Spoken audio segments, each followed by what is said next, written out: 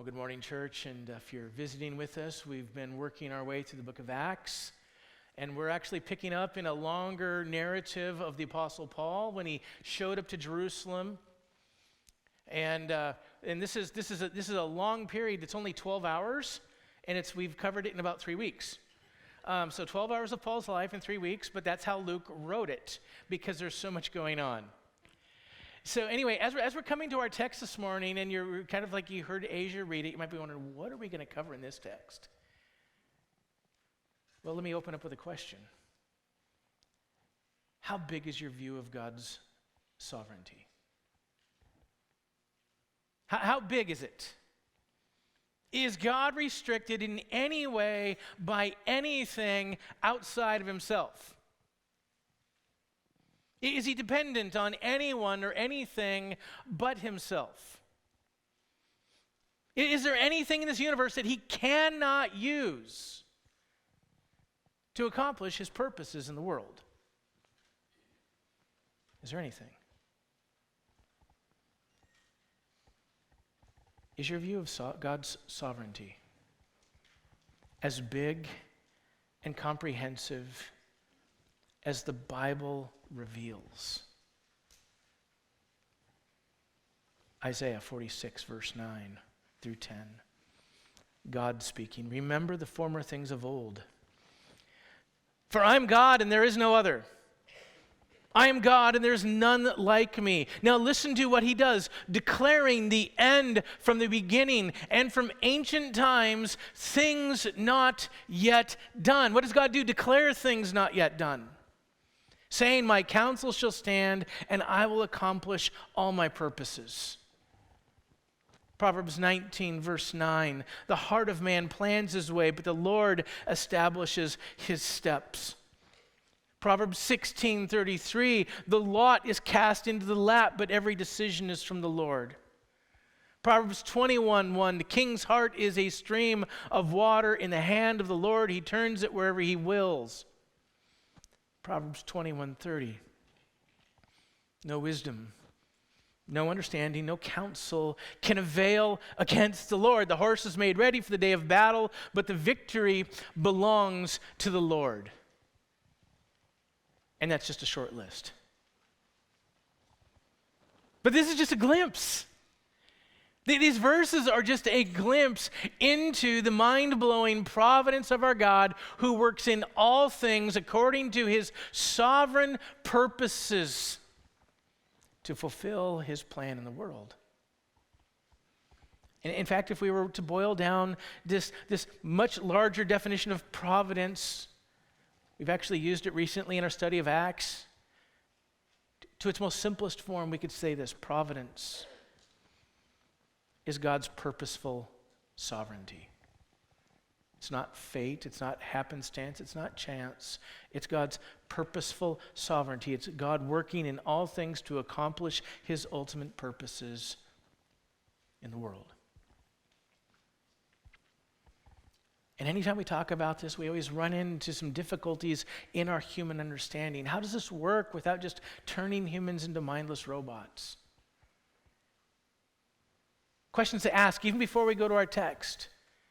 Let me just share an excerpt out of John Piper's massive doorstop on providence. It's about that thick. He says this: "The nature of God's providence is such that the preferences and choices, whether that be of Satan or man, are really their own preferences and choices. They are blameworthy or praiseworthy as owing to the way that they relate to God in faith and to man in justice and love." He goes on to say, the Bible's clear. God's providence is decisive. His providence is decisive in what Satan and man desire and decide to do, but it's never coercive. That is, God's ordinary way of working in providence is to see to it that Satan and men decide and act in a way that is according to their own preference, while at the same time fulfilling his own plan. Next sentence is incredibly important. How God does this is a mystery that he has not revealed to us. quoting Deuteronomy 29:29. The secret things belong to the Lord, but the things revealed to us belong to our children forever, that we might do all things of the words of the law that he has given us. So you might be wondering, what in the world is providence? What does God's purposeful sovereignty have to do with our text today? Well, in many ways, our case is, I should say, our verses are a case study in the providence of God, in that it shows us how God works in all things, how God is actually fulfilling his purposes and his plans. And if you're struggling to see this, let me point you back to the last verse from last week, Acts 23, verse 11. The following night, the Lord stood by him, that is Paul. He's in jail. He's in the barracks. And he tells Paul this: take courage, for as you have testified to the facts about me in Jerusalem, so you must also testify in Rome. And as we saw last week, Jesus is coming to Paul, and he's saying, you're not going to die here in Jerusalem. Your ministry is not going to end here in Jerusalem. You are going to preach the gospel in Rome. Know it. You're going to Rome. But Paul, also know it. You're going to be going as a prisoner, not as a free man, because how has he proclaimed the gospel in Jerusalem? He's proclaimed it as a prisoner. How is he going to do it also in Rome? He's going to do it as a prisoner. But that begs the question: how does a prisoner prepare a 2,100-mile journey to Rome? How does a prisoner plan a 2,100-mile journey? Simple answer is, they can't. They're a prisoner. They have no control over their life. Not the slightest bit. Yet Paul's helplessness is no hindrance to the God who works all things for his purposes. And we're going to see it this morning. He's going to work in the murderous plots of hate-filled men. He's going to work in the sinful complicity of religious leaders. He's going to work in the juicy bit of gossip that an unnamed nephew overhears. He's going to work in the decisions of a military official who couldn't care less about Christianity. See, I want you to see this, because the events in our passage today unexpectedly launch Paul's 3-year journey to Rome. It's not a fast trip. It's super slow. And given the fact that Luke tells us about Paul's journey to Rome before the events in this passage, I think he wants us to see God's quiet but sovereign hand at work. And the take home for us as we're looking at this passage today is this: it's that Christians can find comfort and courage in the truth that God is actively working in both the negative and positive results of our faithful gospel witness. Paul's suffering negative results of his faithful gospel witness. We've seen positive results from his faithful gospel witness, but we can find courage and comfort knowing that God is actively working in both. So as we go to the text today, we're going to have 4 pieces to our outline. We're going to move through the story kind of quickly: the secret plot, the surprising discovery, a swift response, and then we're going to conclude our time to unpack a couple points about the security that we have as believers in the providence of God. So let's go to the plot back in verse 12. When it was day, the Jews made a plot and bound themselves by an oath neither to eat nor drink till they'd killed Paul. There were more than 40 who made this conspiracy. They went to the chief priests and the elders and said, we have strictly bound ourselves to an oath to taste no food till we have killed Paul. Now therefore you, along with the council, give notice to the tribune to bring him down to you as though you're going to determine his case more exactly. And we are ready to kill him before he comes near.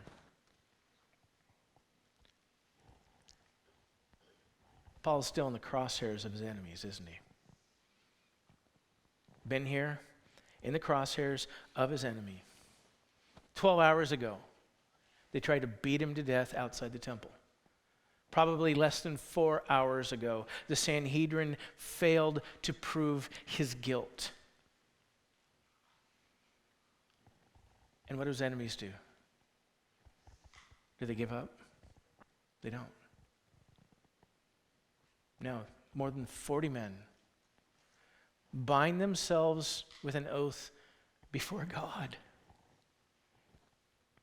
Before God, they bind themselves with an oath. They're not going to eat, they're not going to drink. And this vow before God, I mean, just think of how insane this vow is. They're saying, we promise to fulfill our vow to kill him, or you can carry out your curse against us.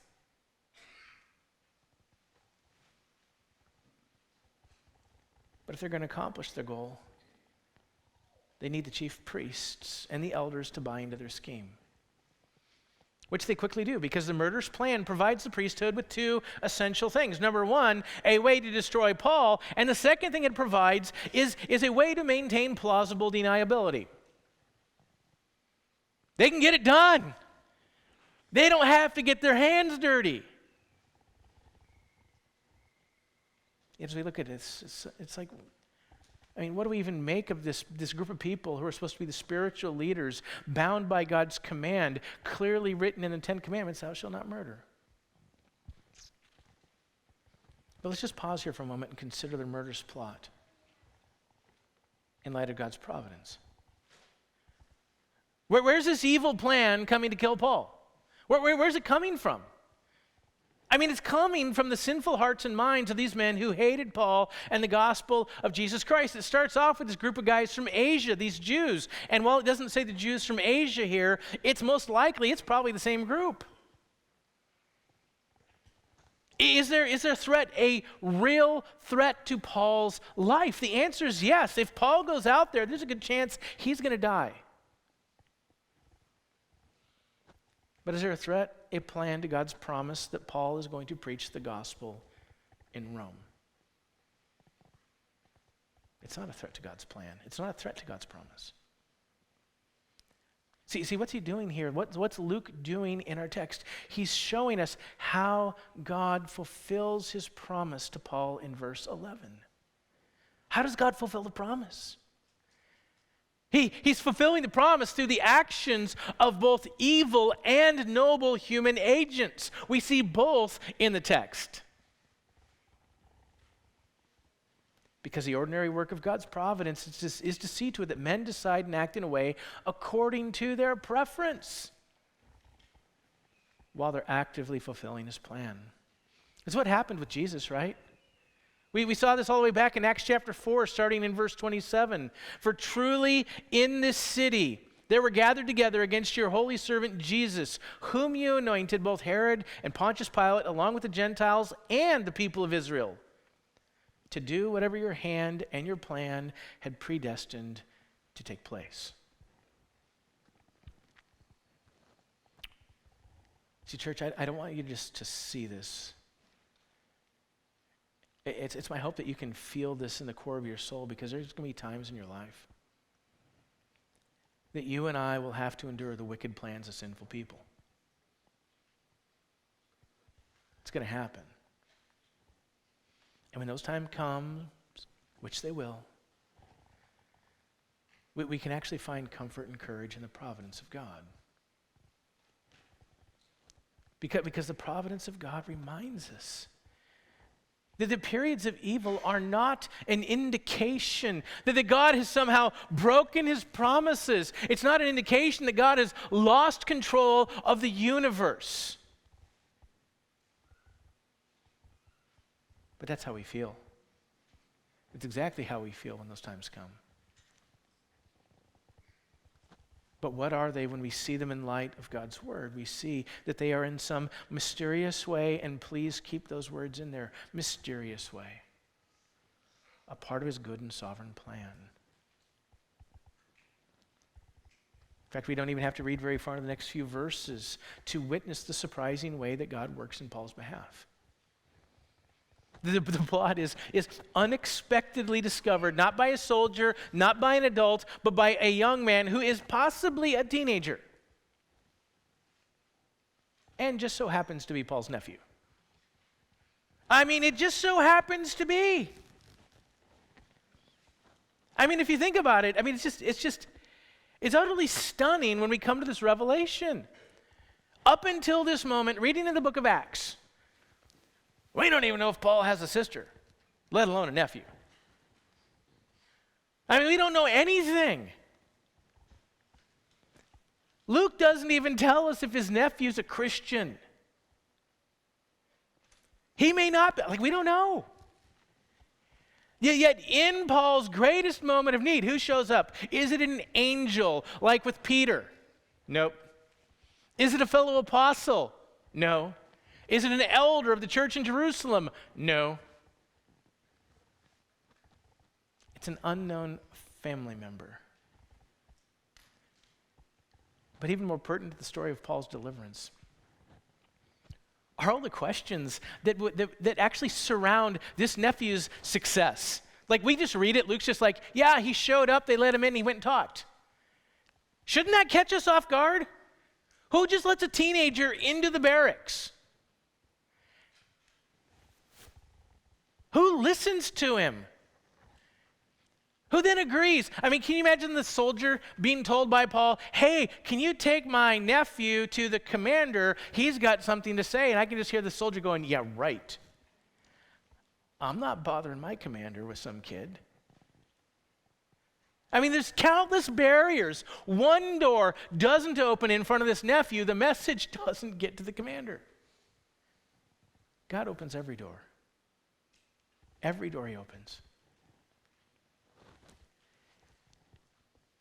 Kid's message should have been dismissed at any stage, but it wasn't. Because God is actively working on Paul's behalf against the plot that's against him. Psalm 33, verse 10, the Lord brings the counsel of the nations to nothing.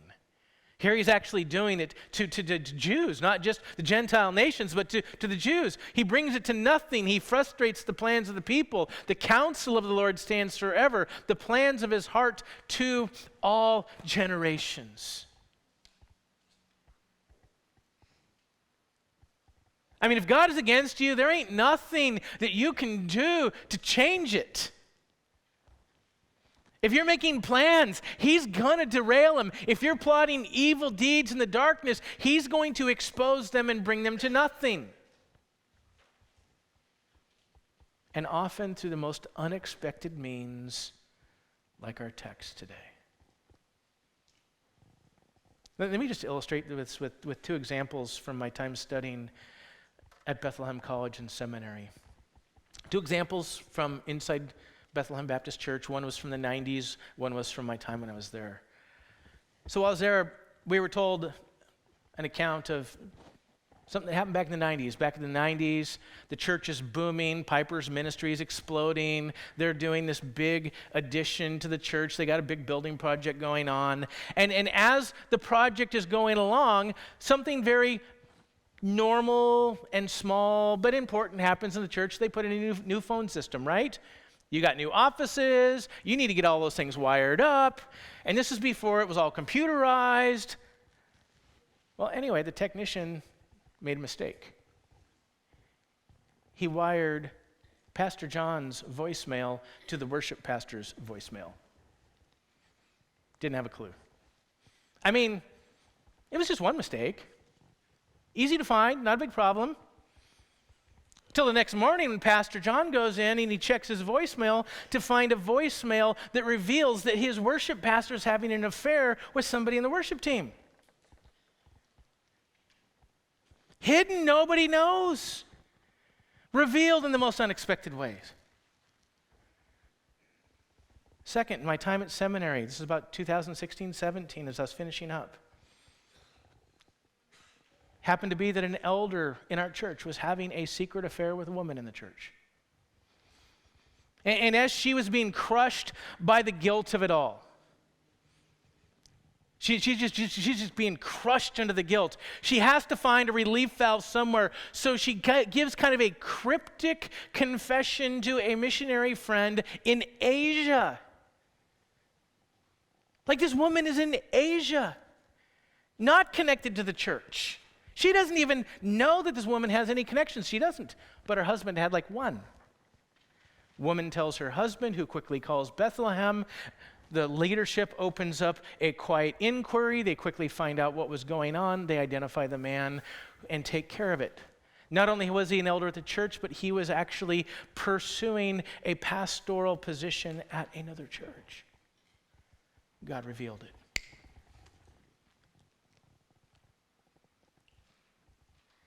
If God is for you, who can be against you? But if God is against you, there's nothing you can do. See, I want you to see this because it's easy to feel like God does not see and God does not care about the secret plans of sinful men. We think that if there's conspiracies out there, that it's up to us to figure it all out, but God has it handled. God does see, God does care. And whether he chooses to expose those plans quickly in the moment, or he waits for an amount of time and lets them go and go and go and develop for a while, that is up to God. But regardless of how it comes out, we can find comfort in his providence because it reminds us that he's more than able to protect his blood-bought people and bring about his gospel purposes in the world. Whether that be exposing the secret plans of sinful men or protecting Paul from an ambush so he can preach the gospel in Rome. So how does that journey to Rome begin? A plot, a revelation, and then a response. Let's pick it up in verse 23. The tribune, then he called two of the centurions and said, "Get ready. 200 soldiers with 70 horsemen and 200 spearmen to go as far as Caesarea at the 3rd hour of the night. Also provide mounts for Paul to ride and bring him safely to Felix the governor." And he wrote a letter to this effect. "Claudius Lysias, to his excellency the governor Felix, greetings. This man was seized by the Jews and was about to be killed by them when I came upon them with the soldiers and rescued him. Having learned that he was a Roman citizen," notice he doesn't reveal how he found out that. "And desiring to know the charge for which they were accusing him, I brought him down to their own council. I found that he was being accused about questions of their law, but charged with nothing deserving death or imprisonment. And when it was disclosed to me that there would be a plot against the man, I sent him to you at once, ordering his accusers also to state before you what they have against him. So the soldiers, according to their instructions, took Paul and brought him by night to Antipatris, and on the next day they returned to the barracks, letting the horsemen go on with him. When they had come to Caesarea and delivered the letter to the governor, they presented Paul before him."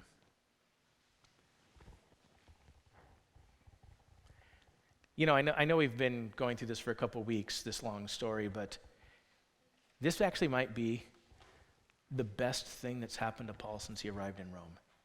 In Jerusalem. It's probably the best thing. Like, remember, he shows up with this great offering from all the Gentile churches to help out with the needy people, and it's not even acknowledged, at least in the text. What's acknowledged is everybody, all the Jews are mad at Paul. Paul, you better go fix it. Go fix it yourself. Then he's beaten. Then he's hauled out. And then he's almost flogged, but he gets out of getting flogged. And then he's hauled off to trial. Like, nothing is going good. Finally, somebody gets him out. First time in 3 chapters, somebody with authority is standing up for the Apostle Paul. Now, are the tribune's motives pure? Oh no, they're not pure. They're tainted. They're surely tainted. He's protecting himself in his career. He could be severely punished for chaining and almost flogging a Roman citizen. Yet it's his very impulse towards his self-protection, his desires to protect himself, that compels him to transfer Paul to Caesarea, some 70 miles away, in the middle of the night. He's sending his guys out at 9 p.m. And he's going above and beyond the call of duty. mean, he sends Paul off with the most extravagant escort. He's sending a group like 12 times larger than the force that's arrayed against Paul. 200 soldiers, 200 spearmen, 70 horsemen, 470 soldiers in all to the 40 men who are plotting his death. They make it that night the 35 miles to Antipatris. The foot troops return.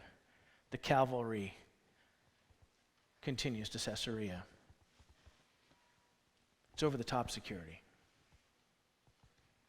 He sends Paul with a glowing letter of commendation that describes him as a victim of religious infighting and describes him as an honorable citizen that's innocent of any crime or wrongdoing.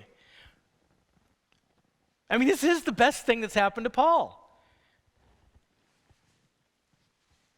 In fact, these themes in this letter are going to resonate through the rest of his journey to Rome.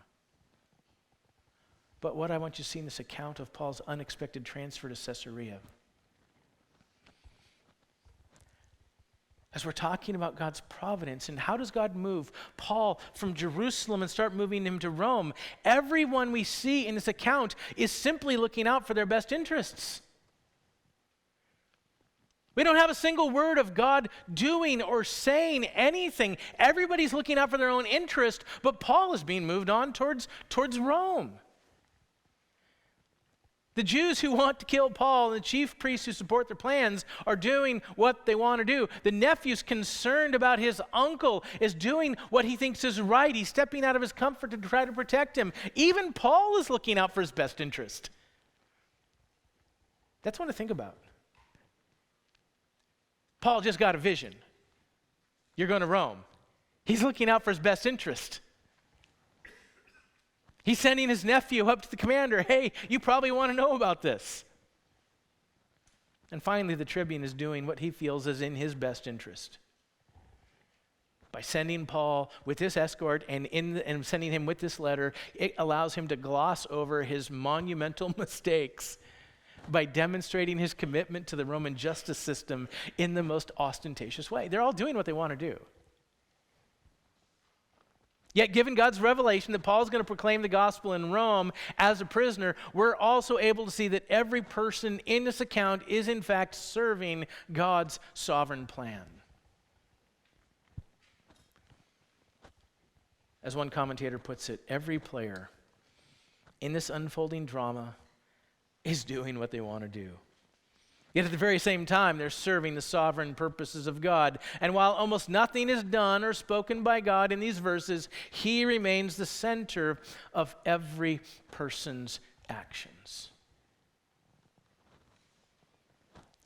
See, friends, this is the quiet, ordinary, and mysterious way in which God wields his purposeful sovereignty in the affairs of mankind to accomplish his purposes.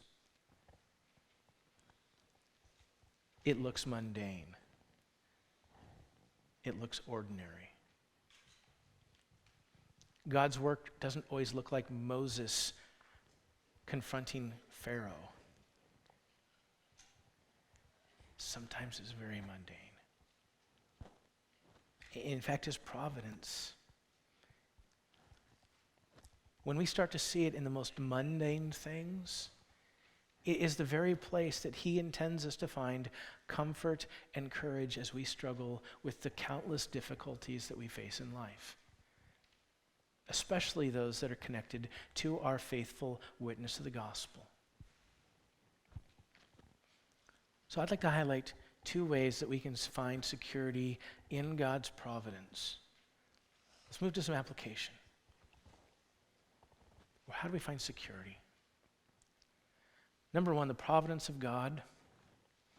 As we grasp it for what it is, understanding or acknowledging, I should say, there's mystery in it that we will never unravel. But the providence of God grounds us in the world-defining truth that everything is related to God. Everything is related to God. Romans chapter 11, starting verse 33. Oh, the depths of the riches and the wisdom and the knowledge of God. How unsearchable are his judgments and how inscrutable are his ways. For who has known the mind of the Lord? Who's been his counselor? Who's given him a gift that he should be repaid? To all those we say, no one. For from him and through him and to him are most things. No, all things. From him and through him to him, all things. To him be glory forever and ever. Amen. See, when we hear Paul say things like from him and through him and to him are all things, Romans 11, or that God works all things according to the counsel of his will, Ephesians 1:11. And then we actually see God do those in the pages of his word. Why do we have such long narrative sections in our Bible that go through this long process of getting Paul to Caesarea? Because we have countless passages affirming God's sovereign control over all things, and we need to see it worked out in everyday life. And then we're able to look around at the world in which we live and start to recognize it as well. God has not stopped working. Everything relates to God. As R.C. Sproul would often say, there are no maverick molecules in the universe. Not a molecule out of place. To this we could add, there's no maverick actors or athletes or scholars or presidents or congressmen or Supreme Court justices or mayors or even street people. Every single one of them, as we see it through our own eyes, are doing exactly what they prefer to do in the moment. But at the very same moment, they're under the sway of God's all-pervasive providence. All things and all people are part of God's all-embracing plan. Ours is to believe that, not to unravel it. CC Church, if we're going to find comfort and courage and meaning in our life, we have to start with this reality. God created the world, and he holds it in existence, and he governs all of it for his purposes. Everything relates to everything because everything relates to God. And if this is the case, it means that the only place that we can find true purpose in our lives is in our passionate pursuit of God himself and our obedience to his purposes. That's where we find it. I think I've been clear. This does not mean we're going to know how everything relates to God. We're not going to know how they all work together. God is doing millions of things in any one event. We're finite creatures, and we cannot comprehend the purposes of our infinite God. As he tells us in Isaiah 53, verse 8, my thoughts are not your thoughts. Why do we struggle with that question? Why in the world would God do this? My thoughts aren't your thoughts, neither are your ways my ways, declares the Lord. For as the heavens are higher than the earth, so my ways are higher than your ways, and my thoughts are higher than your thoughts. We're not intended to comprehend it. Yet while we will rarely know why God is doing what he's doing, we can find courage and we can find hope instead of fear and anxiety and folly when we embrace the mysterious truth that God is actually working in all things. Not happenstance, not fate, not luck. Number 2. The providence of God grounds us in the world-defining truth that God is working in all things, not just generally, but for the good of his people. God is working in all things for the good of his people. So see, it's one thing to believe that everything relates to God, but that it doesn't relate to me. I'm just kind of left out there, out in left field, wondering what's going on. God's not thinking about me, but that is not the case. No, we need to be convinced in the darkest of time that God is actively and purposely working for us. Some of the most well-known scriptures, Romans 8:28-30. And we know that for those who love God, all things work together for good. For those who are called according to his purpose. For those whom he foreknew, he also predestined to be conformed to the image of his Son, in order that he might be the firstborn among many brothers. And those whom he predestined, he also called. And those he called, he justified. And those he justified, he also glorified. Now, it's clear from this passage and the following verses in Romans 8 when Paul says, what shall separate us from the love of God in Christ? Shall famine or nakedness or persecution? Okay, when he's saying all things, he's not saying nice, easy things. And he's certainly not defining the good that God is working as our health, wealth, and prosperity. The context rules that out.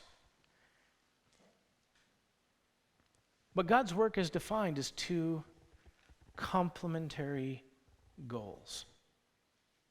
And this is where we need to find also our hope. The goals to which God is working, the good in which he defines it, is number one, is conforming our thoughts and our desires and our actions into the image of Jesus Christ. What good is God doing? In this life, ever imperfectly, never completely, he's conforming you and me to the likeness of Jesus Christ. If we have one answer, it's that. God wants to make me more like Jesus, less like whatever I was when I came to faith. And that's the work in my life. Why is it painful? It takes a lot to get there. And Christ didn't have a painless life either, did he? But number two is actually preserving us through the countless trials in our life that ultimately threaten us. They threaten the ultimate goal, which is glorification, everlasting joy when Jesus returns and we are fully conformed to his image for all eternity.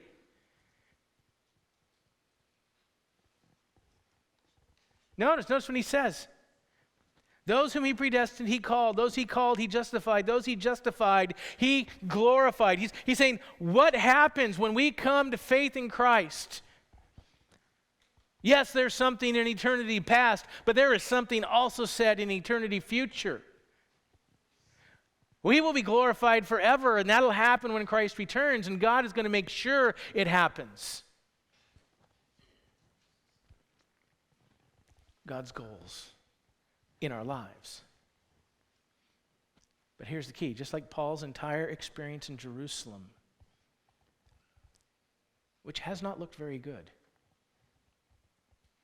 we need to recognize the truth that the all things through which God is working for his glory and our good are not always inherently good and righteous things. We go through events that are not good. God doesn't call the evil that comes against us good. He says, in all things, I'm working good. And I know it doesn't always make sense because the process is painful and it's bewildering and it causes us to hold on to God in the darkness in ways that we could never, ever be forced to do or find in the light. We find deeper faith. Yet this is the very reason why God gave us passages like Romans chapter 8 and Isaiah 55 and Romans 11 in the first place.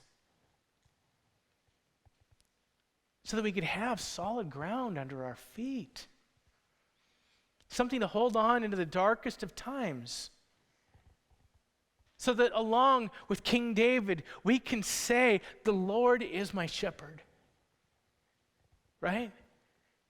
I shall not want. He makes me lie down in green pastures. He leads me beside the still waters. He restores my soul. He leads me in paths of righteousness for his name's sake. Notice he doesn't stop at verse 3.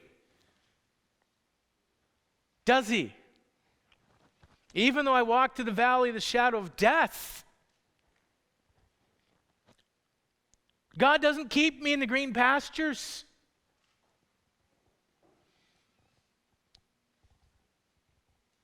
I go through the valley of shadow of death. I will fear no evil. For you are with me, your rod and your staff, they comfort me. Notice he's saying, I'm not going to fear no evil because I know how it's all working. He's just going to say, he's saying, I know I can trust you in the darkness. You prepare a table before me in the presence of my enemies. You anoint my head with oil, my cup overflows. You're going to hold me when I face my enemies. And on account of all this, on who our God is, David concludes and says, surely goodness and mercy shall follow me all the days of my life, and I will dwell in the house of the Lord forever. We can't have the conviction of Psalm 23 without a vision for God that is so massive and glorious and all-encompassing that all things are a part of his work. See, this is where the vision of God's providence shapes our minds and our affections. And through it, we become less vulnerable. Not impervious, I wish, but less vulnerable to the panic and fear and dread that come in our lives. And we're less vulnerable not because we don't have any difficult circumstances, but we're convinced that God is always weaving something wise and something good out of the painful and confusing threads that comprise our lives. That is the safety and that is the security and the hope and the comfort that we can find in his good and sovereign providence. Let's close in a word of prayer.